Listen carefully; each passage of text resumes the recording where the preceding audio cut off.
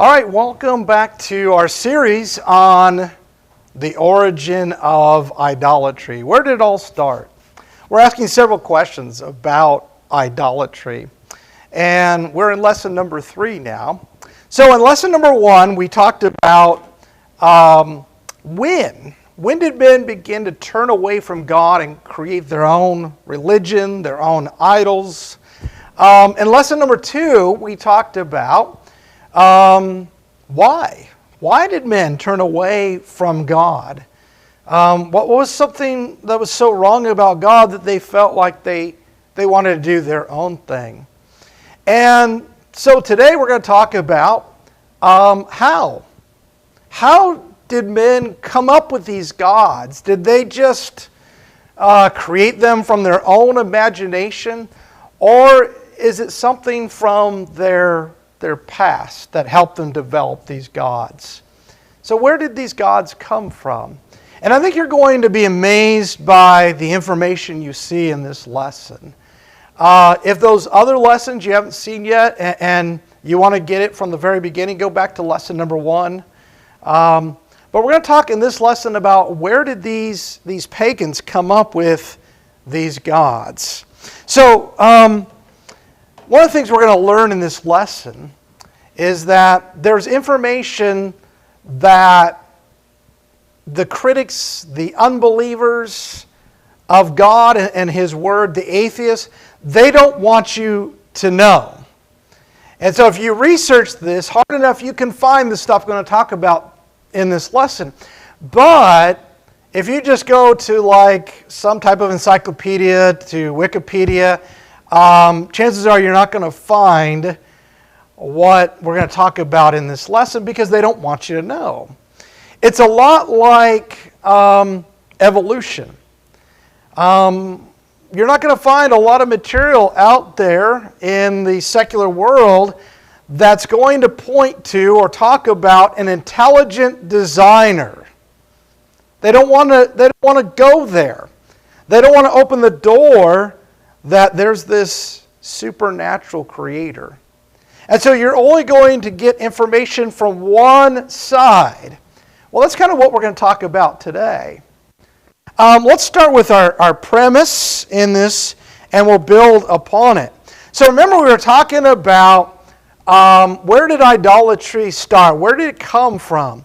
And so as we look at the flood, we trace our time from the flood to Noah and his family. And no doubt, Noah knows exactly why the flood came about, why all living creatures, with the exception of the animals that were in the ark and himself, why everything else perished. And he doesn't want that to happen again. And so no doubt he's going to teach his children and his children's children about God, about all these stories in the Bible. But Moses tells us that there's this story that shows us that at a certain point, in fact, according to Genesis chapter 10, if there are no generations missing, the Tower of Babel happens about 100 years after the flood. And men start turning away from God and start making a name for themselves.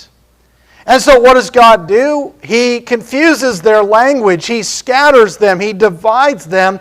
And so what happens is these people are scattered and they start, growing and multiplying and forming nations. And as we talked about in the previous lessons, they're all different, but they're all the same. And so they start creating their own nation, their own culture, their own music, their own dance, their own celebrations, and yes, their own religion. And so what happens is after the Tower of Babel, idolatry explodes. But here's what I want you to keep in mind. As these idolatrous nations all turn from God and do their own thing, right?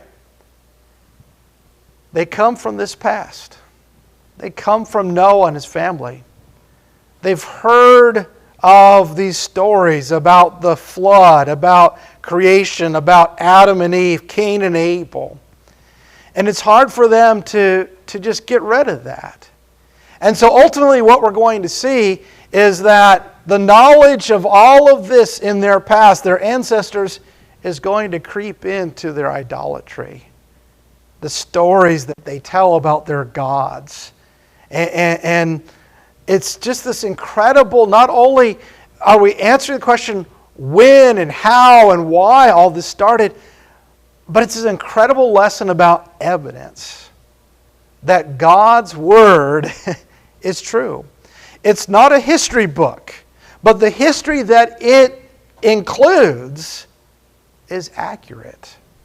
And because of this tracing back to the Bible, a lot of what we're going to talk about today, like I said, you're not going to be told this. You're not going to find it because it's too clear of a connection back to this history, back to this biblical story. So, let's talk about where do these gods come from. We're going to start with a quote from a bishop of Carthage. In the mid-3rd century, Cyprian is his name, and he wrote this about these pagan idols. And here's what he says. He says, they were formerly kings who on account of their royal memory subsequently began to be adored by their people, even in death. Thence temples were founded to them. Thence images were sculpted to retain the countenances of the deceased by the likeness. And men sacrificed victims and celebrated festival days, and by way of giving them honor. And so this is written in the Church Fathers, the Ante-Nicene Fathers. And you can see what he says. These early gods were what? Well, they were former leaders. They were former rulers and kings and men of renown.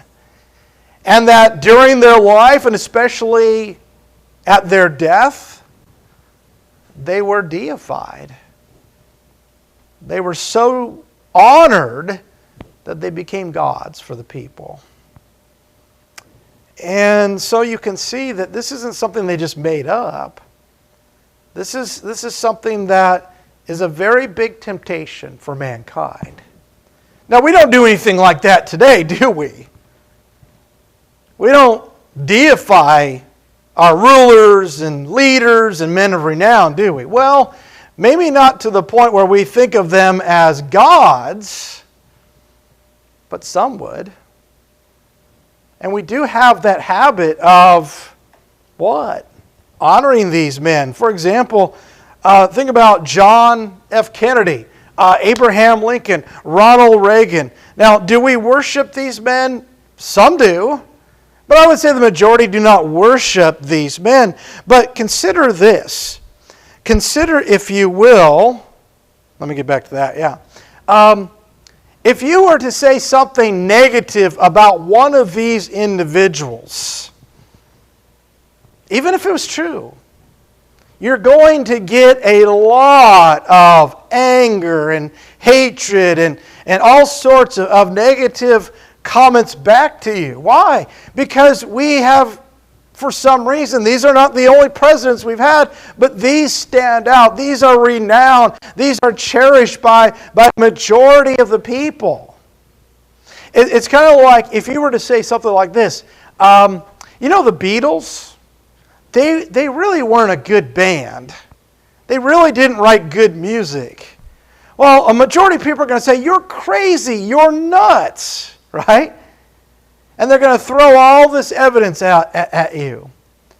It's another example of how, while they're living, and even especially when they pass away, where we cherish them so much that, in a sense, they become gods. Maybe even closer to what we're talking about is this. Let's see what we got here. There we go. Do you recognize these men? And they are men, right? you have over here, you have, according to Muslim, the Prophet Muhammad, and you have a statue of Buddha. Now, Buddha was a real man. And there's all sorts of images of him. But you see in both cases, you have men that were deified at some point while they're living, especially after their death.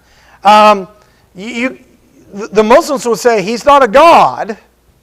Allah is God, but I think most people would say that they do treat him as a deity.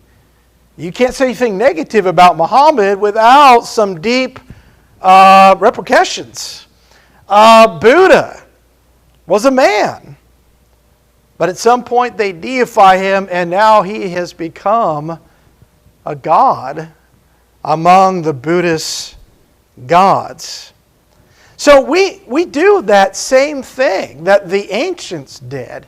So let's talk a little bit about Noah. Okay? Let's talk about Noah and his sons. Well, what we're going to see is after the death of Noah, at some point, Noah and his sons were deified. Okay? Keith Sisman, in his book, The Devil's Door, says this. He says, when you strip away the fables that develop around ancient gods, we find the deities have human origin. All right, you getting that? They have human origin. And here it is. The human origin is being Noah and his children to the fourth generation. Noah or his son Ham became the sun god, and the ark and the moon become the moon goddess. So, do you see what that is saying? Some of these nations elevate Noah, and he becomes the sun god. I want you to remember that. Noah is the sun god. Others hold up Ham. Maybe what? The descendants of Ham, perhaps? And he becomes the sun god. And notice this as well. Even the ark itself becomes deified. And it becomes not a god, it becomes a goddess. It becomes the moon goddess. And we'll talk more about that in another lesson. But isn't that incredible? That you see Noah becoming associated with a deity. Now, you're saying to me, you mean Noah let this happen? No. We probably all heard the story about Martin Luther and how Martin Luther did not want to start another church. And he definitely did not want that church to be named after him. That was never his intention. That was never his desire. But what happened? After his death, his followers said, it's going to happen. And so now we have the Lutheran church, people who call themselves Lutherans. Right? Well, it's kind of the same way. Noah did not want this to happen. He fought against it. He taught his children and his children's children and his children's children in hopes that they would stay faithful to God. But at some point they didn't. But they still cherished Noah. And I want you to think about that. Would Noah be a man that you would think his children and his descendants would honor him? Yes. I mean, he's the reason the world was saved. He's the reason there's still man on the earth and animals and all of that. You can definitely see that. His sons having an incredible impact as well.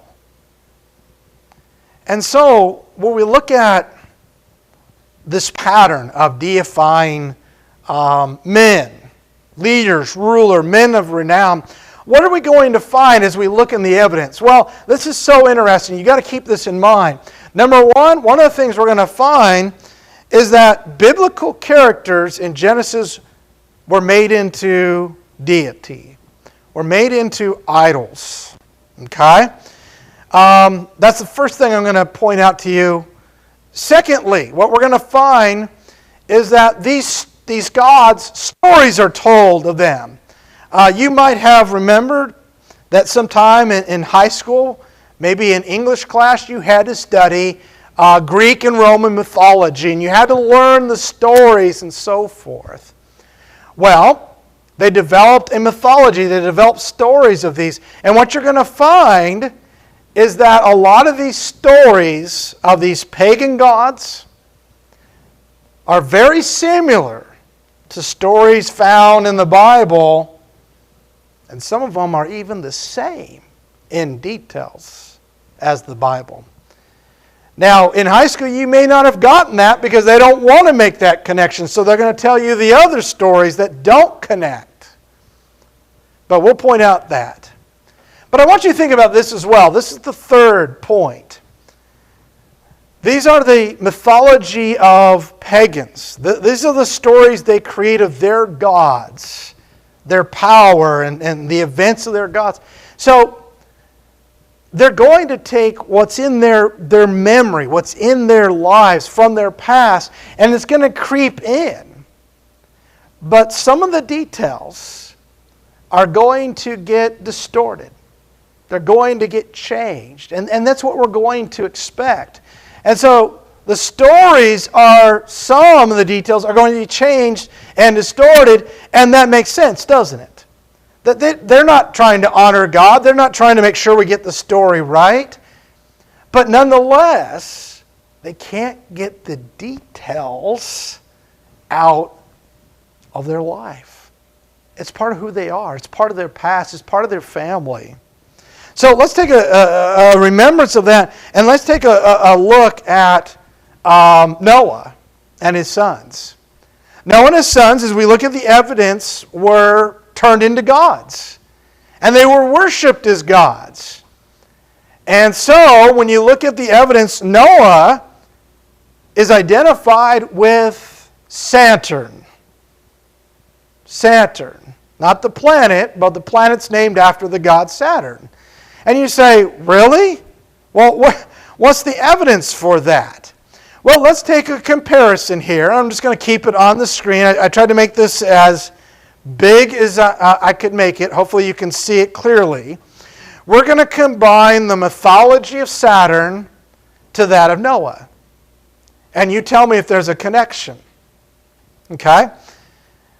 In the days of Saturn, we are told that all men spoke the same language. Well, obviously, that's the exact same thing as talked about in the days of Noah after the flood, Genesis 11, verse 1. Saturn was foretold of a coming flood. Well, you know the connection. Genesis 6, verse 3, verse 17. Noah was as well. Saturn built an ark to survive the flood. Remember, the ark actually becomes an idol also? Well, Genesis 6:14, verse 22. Saturn had 3 sons: Jupiter, Neptune, and Pluto. Well, how many sons did Noah have? 3. Shem, Ham, and Japheth. Right? Isn't that incredible? Saturn is known as the first man to plant a vineyard. In fact, the name Saturn means to sow or a seed. Well, we know from Genesis 9, verse 20, one of the very first things it talks about Noah doing is building a vineyard. Okay? Now remember, notice these stories. They're completely the same, right? Now remember, we said that some of the details that we would expect the pagans to get them confused or not quite get it right. And that's what we're going to have with our next 2 points. But there's enough there that you can clearly see there's a connection. They just kind of messed it up. So, what about Saturn? Sorry about that. Let's straighten that out. So what about Saturn? Well, the story is told how he protected a drunk man. You see that? Well, Noah didn't protect a drunk man, but it's just a little different because what do we have? Shem and Japheth protect Noah, who is the drunk man. Genesis 9, verse 23. In Saturn, the story is told that Saturn made a law, made a decree, that anyone who saw the gods naked would be punished. Well, it's a little different, but we know what? Noah curses Ham, but he curses Ham through his son Canaan. And if you're familiar with the Old Testament, you know all the ramifications that has in the Old Testament. So Noah curses Ham through his son Canaan for seeing Noah's nakedness. Genesis 9, verse 25. So tell me there's no connection there. Now again, these are the details people don't want you to know. You're not going to find that in a lot of articles about Saturn. But if you search deep enough, you'll see the connections. You'll see it. You'll find it. Noah is associated with many of these pagans and their nations with Saturn.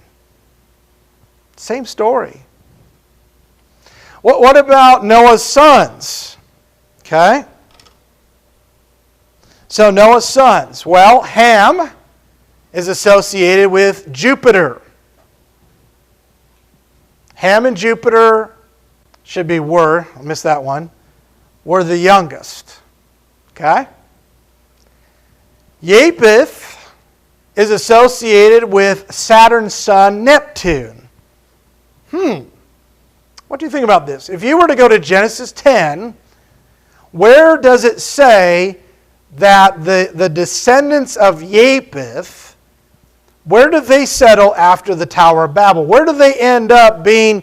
What tends to be their homeland? Well, according to Genesis 10, verse 5, Japheth's descendants settle the coastlands. They become the sea, the water people, the coastal people, right? Well, Neptune. Neptune is the god of the sea. He's the god of the waters. Isn't that just an interesting connection there? And then you have Shem. And Shem is associated with Pluto. Now, what do you know about Shem? Shem and his descendants become the children of God. So with Shem, what do you have? Comes Abraham and Isaac and Jacob, and you just keep going down the line, and you get to what? You get the Messiah. And so Shem has this reputation that he was the chosen one of Noah's sons because he's holy. He's more righteous than the others. He's the one chosen by God. Well, what about Pluto? Pluto is pictured as being holy. And in fact, a god that objects to being worshipped, against idolatry. And that's the same reputation that Shem's descendants have, as God chooses that descendant, that family line, to bring the Messiah in. This is some incredible connections that not only shows where these gods come from, but connects us right to the biblical story. Let's talk about the calendar. Right? We got this calendar. We know there's 12 months. We know the names of the months. We know the days of the week. And I think we all know this as well. Each of the months of our calendar is named after a pagan deity. You knew that, right? And not only that, but the days of the week are named after pagan gods. You have Saturn Day, right? It's the day named after Saturn. But what Sisman tells us is that all of those actually are the names of the gods connected back to Noah and his sons all the way to the 4th generation. These are actually the names given to Noah and his sons. That's just incredible information. So Noah and his sons were what? They were looked at as such important people that they were praised. They were exalted. And at some point, they were deified. But remember the story of the Tower of Babel? And we said that that story shows us the beginning of the rejection of God. Well, as Noah becomes deified, you can see that. But there's a group that says, I don't think they say no to Noah and his sons, but their chief deity is someone other than Noah. And here's the evidence of what we've been talking about, where we go back to the Tower of Babel, and that's that event that shows the rebellion of people away from God to their own idolatry. And this God is Nimrod. Now, Nimrod's story, if you're not familiar with it, is in Genesis chapter 10, 8 through 12. And he's a descendant of Noah, but he's a descendant of, and isn't this interesting, he's a descendant of Noah through Ham and Canaan. The ones that are cursed because of what Ham did. The Canaanites who are cursed because they turn away from God. They are rebellious to God. And so God is going to give their land to the descendants of Shem. That's who Nimrod comes from. So, what do we know about Nimrod? Well, we are told in those verses that the beginning of his rule and what he does is he's a mighty man. He's a builder, right? And look at these cities that he's associated with. He's associated with Babel. He's associated with Shinar. Shinar is the land that they build Babel on. They're in the land of Shinar, and that's where they decide to build Babel, which becomes what? Babylon. He's associated as well with Assyria and Nineveh. And so the Bible doesn't tell us that Nimrod was this evil man. It tells us he's this mighty man. But in a roundabout way, because of these connections of his descendants and what is said about them, what is said about these cities that he's associated with, he in a roundabout way in the Bible is given a reputation for being rebellious. Think about what Babylon and Nineveh represent in the Bible. They become not only nations, they become the very symbol of those people that are absolutely anti-God, that are worldly and pagan. And who was their leader? It was Nimrod. And so as we look at Nimrod, it's the glorifying of a man for evil. He is seen as the leader of rebellion, the leader of evilness. And let me ask you, in our own society, are there men that are elevated and worshipped because of the very evil that's in them, because of the rebelliousness, that they don't go along and they don't conform with society, but they're rebellious? And many glorify them because of that very stance. We see in our world today as well. So the Bible calls Nimrod a mighty hunter before the Lord. But because of his connection with Babel, Nineveh, Assyria, he is seen as the ringleader of the people's rebellion against Yahweh. And you know what? Josephus agrees with that reputation. Josephus paints Nimrod in the same way. The Jewish historian Josephus agrees with that. Now, Nimrod is interesting because we have the name Nimrod in our own language. How many of us remember Bugs Bunny and Elmer Fudd? Let me ask you this. When you think about Nimrod, what kind of thing do you think about? What kind of connotation does that word have? It has a very negative connotation, doesn't it? You think about a Nimrod. Have you ever been called a Nimrod? Maybe you called someone a Nimrod. It's not a very nice thing, is it? Nimrod has this connotation of a dim-witted person, right? And where do we get that connotation? Well, thanks to Bugs Bunny, that's where we get it from. You see, Elmer Fudd was a hunter.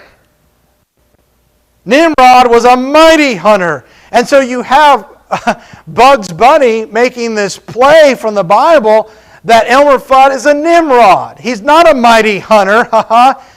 He's a dim-witted hunter.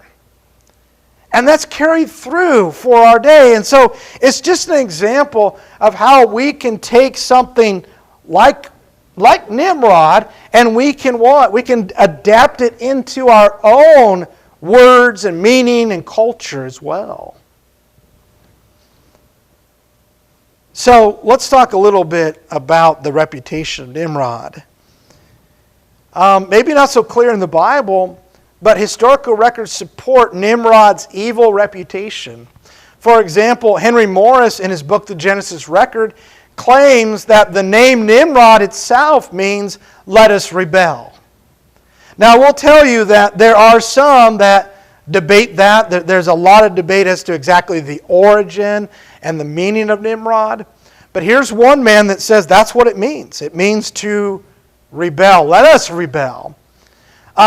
The Jewish writing called the Jerusalem Targum states that according concerning Nimrod, he was powerful in hunting, but he was also powerful in wickedness before the Lord. For he was a hunter of the sons of men, and he said to them, depart from the judgment of the Lord and adhere to the judgment of Nimrod. Where did all this idolatry start? What is Moses trying to tell? Well, the Tower of Babel. And who is there, right there, leading that whole building project that God did not like when he saw it? It's Nimrod. And you can imagine those people connected with Nimrod, what?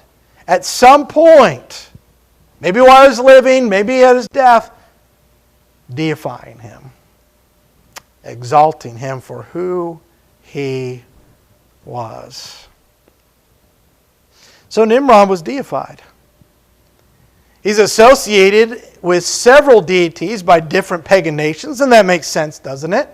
That you've got these different pagan nations. Remember the premise that this nation goes here and this nation forms here and so forth. They're all the same, but they're different.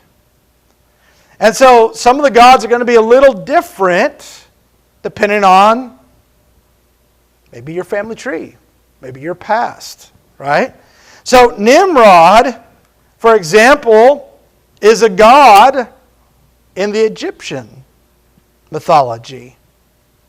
He is referred to as Osiris, the sun god. So you can see what? A group rejecting Noah. Noah's not our sun god, right? Nimrod is. You can see that play out. Then you have the Romans. Well, Nimrod to the Romans is worshipped under the title, the name Bacchus or Barcus.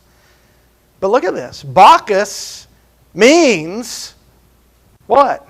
Son of Cush. You see Cush right in the name, son of Cush. And you go back to Genesis 10, and I talked about that he's descended from Ham through the son of Canaan, through what? We didn't talk about this, but through the son of Cush. And that's who the Romans worship.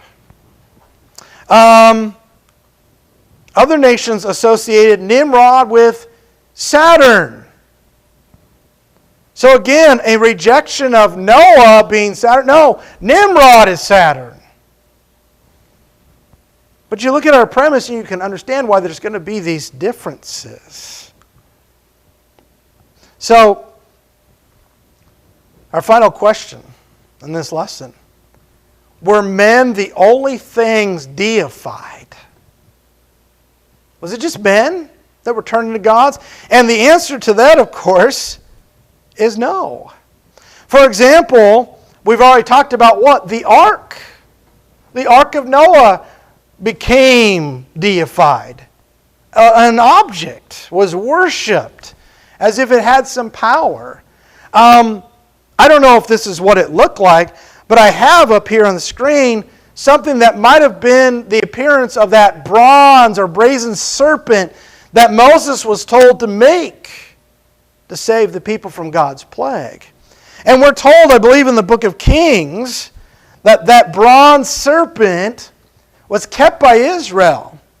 And in the days of the kings, they set it up, perhaps something like this, and they worshipped it as a god. And so it wasn't just people.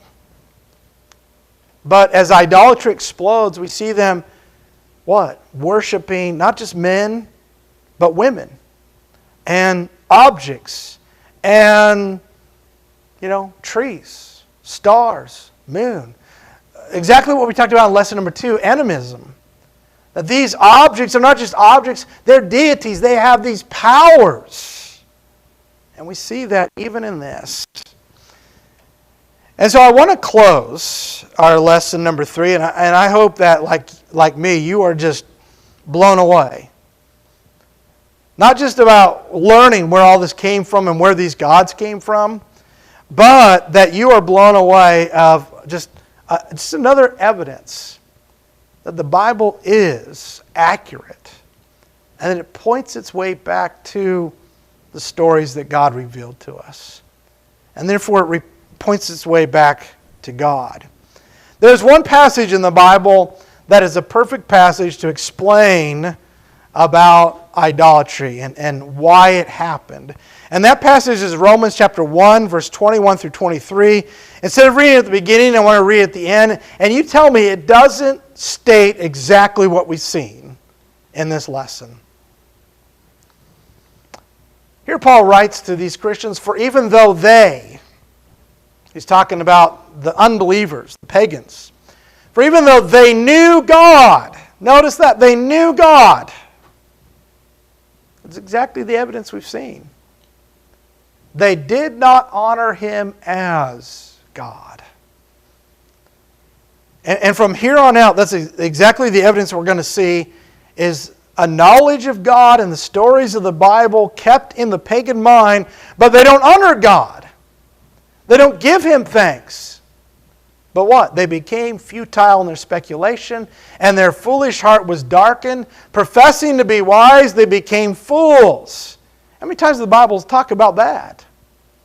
You've got to become a fool for Christ to be right with God, instead of being wise in the eyes of man. Look at verse 23. And they exchanged the glory of the incorruptible God for an image in the form of corruptible man and of birds and of four-footed animals and crawling creatures. That's what the ancients did. And that's exactly what we can do today, and that's exactly what's being done by a lot of people today. It may not be a statue. It may not be a physical temple. But idolatry, we can learn a lot from the ancients. Because we do the exact same thing they do sometimes. We repeat their same pattern of idolatry. Well, thank you so much for joining me in this lesson. Here's our information. Love to hear from you. What we're going to do in the very next lesson, we're going to build on this pattern. Well, we're going to talk about the flood. You know, why would the pagans write about the flood, a worldwide flood? Well, because it happened. And because that was one of the big stories that they were told growing up. Are some of the facts and parts of the story distorted? Yes. But you're going to be amazed at how often they just coincide with the Bible. So we hope to see you in lesson number 4. And thank you so much for joining us.